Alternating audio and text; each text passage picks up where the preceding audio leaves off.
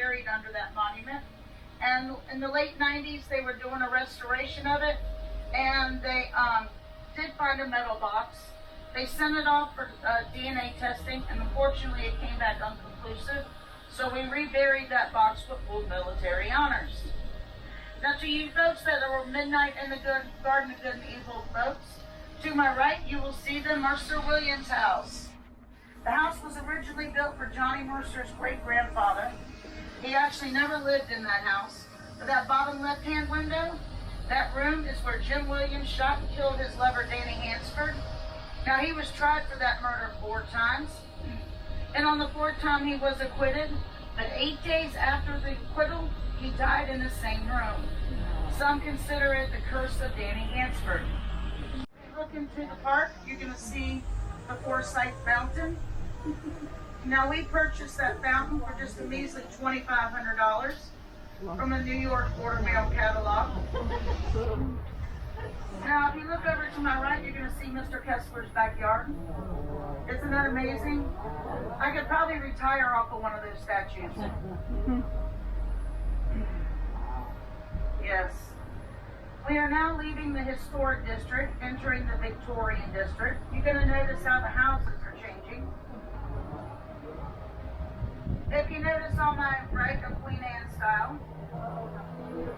You notice on my right as well an Italianate.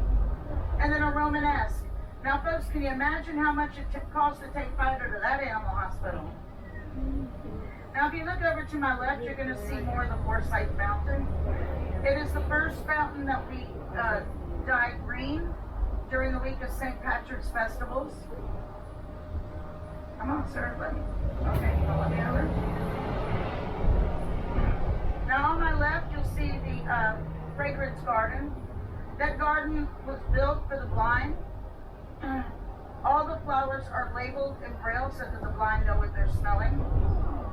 In the center of the park, you will see the Confederate Monument. Notice he's facing the enemy to the north. It was commissioned by the wives and the daughters from the Confederacy. Now, it was made in Canada out of Canadian sandstone, but they had a stipulation that it was never to touch Yankee soil. So, they had it shipped all the way down here from Canada, but little did they know, it was made by a New Yorker. Yep. Now, this is Forsyth Park, named after John Forsyth. He was Secretary of State during Andrew Jackson's terms. It's here where we have our picnic in the park with a full-scale orchestra, as well as every Saturday we have our farmers market. If you're here tomorrow, folks, I highly recommend it. Now, coming up on my left, you will see the hiker statue. It represents the American men that went to Cuba to fight in the Spanish-American War.